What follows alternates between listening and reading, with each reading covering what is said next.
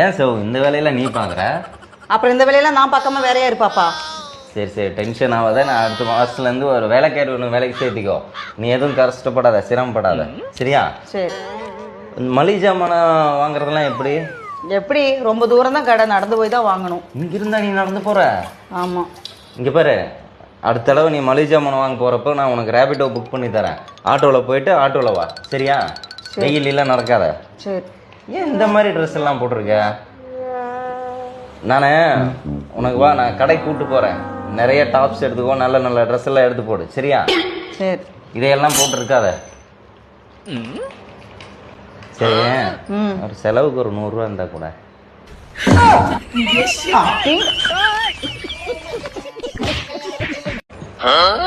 ஏன் சோ இந்த வேலையில நீ பாக்குற?